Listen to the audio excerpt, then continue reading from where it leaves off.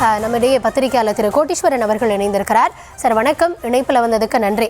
தொடர்ந்து காலையில் இருந்து இந்த திமுக காங்கிரஸ் கூட்டணி தொடர்பாக தலைவர்கள் இங்கே வந்து பேச்சுவார்த்தை நடத்துறது, அங்கே டெல்லியில் ஒரு முடிவு எடுக்கப்பட்டிருக்கு அப்படின்னு சொல்லப்படுறது, ஒட்டுமொத்தமாக இந்த நகர்வுகளை உங்கள் பார்வையில் எப்படி பார்க்குறீங்க? காங்கிரஸ் திமுக கூட்டணிக்கு ஒரு நற்செய்திங்க. ஏன்னா அந்த முற்றுப்புள்ளி வைக்கக்கூடிய அந்த தருணத்தை நோக்கி அவங்க போயிட்டு இருக்காங்க. தாவேக்காவோட ஒரு கூட்டணி ஹைதராபாத்ல பேசிட்டு இருக்காங்க, டெல்லியில பேசிட்டு இருக்காங்கன்னு சொல்லிட்டு எல்லாம் பேசுபொருள் இருந்த போது அந்த பேசுபொருள் அந்த செய்தி என்பது இன்னைக்கு வந்து மொத்தமா அன்னாரிவளையம் பக்கமாக வந்திருக்கிறது. அப்போ தாவேக்காவோட பேசுனது கொண்டதுன்றது வந்து ஒரு முடிவுக்கு வருது அப்படின்றத புரிஞ்சுக்கலாம்.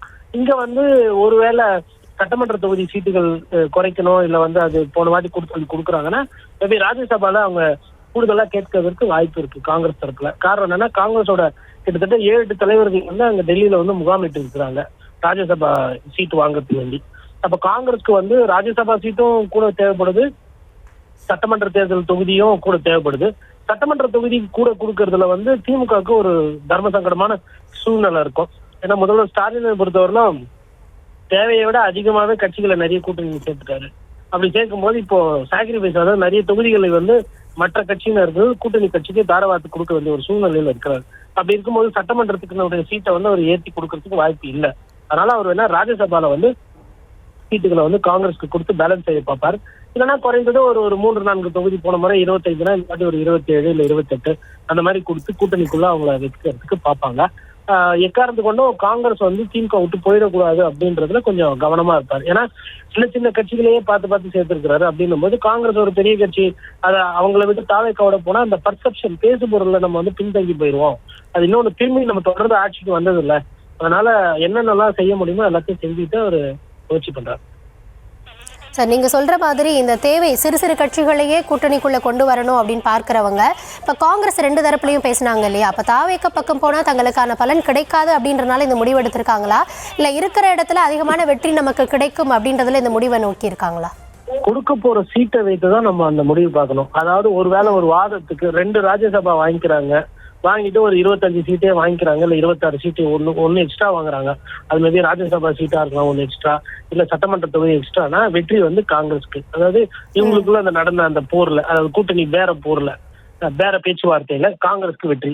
இல்ல ஒருவேளை திமுக தலைவர் ஸ்டாலின் வந்து நான் 2 ராஜ்யசபா கொடுக்குறேன், ஆனா 25 சீட்டு இல்ல 20 சீட்டா வச்சுட்டேங்க அப்படின்னாங்கன்னா அது திமுக கிடைச்ச வெற்றி. ஏன்னா திமுக வந்து பாராளுமன்றத்துல போய் பேசி ஒன்னும் மாநில சுயாட்சி பேசி மத்திய அரசு எதுவும் கொடுக்க போறதில்ல. அவங்களுக்கு தேவை வந்து இப்ப காங்கிரஸ் கட்சிக்கு சப்போர்ட்டா கூட இருக்கணும், இந்திய கூட்டணி வலுவா இருக்கணும், வலு இல்லாம போயிடும், தேசியத்திலும் இருக்கணும் மாநிலத்திலும் இருக்கணும்னா சாக்ரிஃபைஸ் பண்ணி ஆகணும், காம்ப்ரமைஸ் பண்ணி ஆகணும். அந்த நிலைமைக்கு வந்து தள்ளப்பட்டிருக்கு. இதுல வந்து தாவேக்காக்கு என்ன பாடம்னா, எல்லாருமே வந்து நம்ம கூட வரேன்னு சொல்லுவாங்க, ஆனா கடைசியில வந்து ஒழுங்கா அரசியல் பண்ணாதான் யாரா இருந்தாலும் கூட வருவாங்க. மற்ற கட்சியினர் நம்ம கூட வந்து சேர்ந்தாங்கன்னா அவங்கள மாண்பா மரியாதையா நடத்தணும். உதாரணத்துக்கு செங்கோட்டையன் போன்ற சீனியர்லாம் நடத்துற விதத்தெல்லாம் பார்க்கும்போது மற்ற கட்சிகள் வந்து அவங்க புது கட்சி சின்ன கட்சி வளர்ந்தா அதுக்கப்புறம் பாத்துக்கலாம், மேபி ஃபியூச்சர்ல போய் கூட நம்ம 2031 கூட்டணி வச்சுக்கலாம், இல்ல நாடாளுமன்றத்துல கூட்ட வச்சுக்கலாம் கூட முடிவு பண்ணுவாங்க.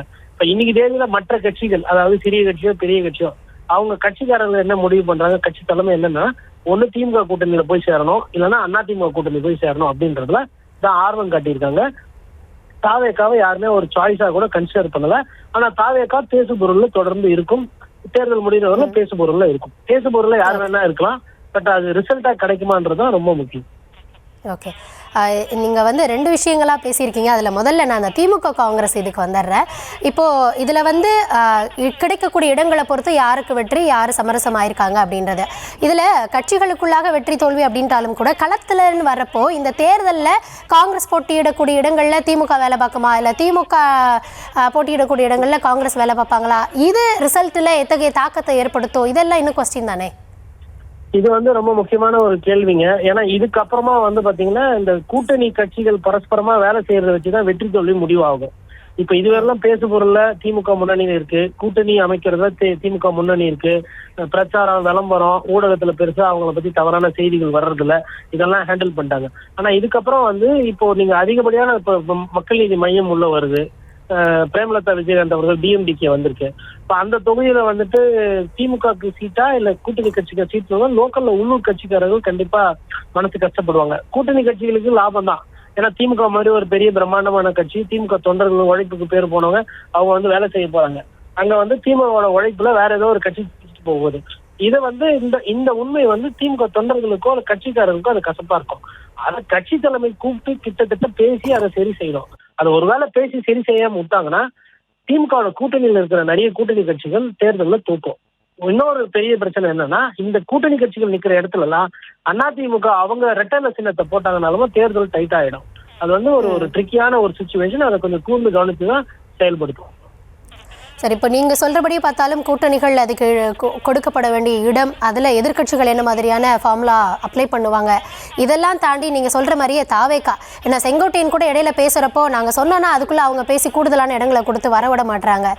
நிறையா அவங்க தரப்புலையும் பேசப்பட்டது, வார்த்தை கூட அவங்களால விட முடியாமல் இருந்தது. இதற்கு பிறகு யாருமே கூட்டணி இல்லை தனித்து நிற்கிறாங்களா, இல்லை தனித்து விடப்பட்டிருக்காங்களா அப்படின்ற கேள்வி எழுப்பணுமா? நம்ம தனித்து நிக்கலைங்க, தனித்து விடப்பட்டு இருக்கிறாங்க.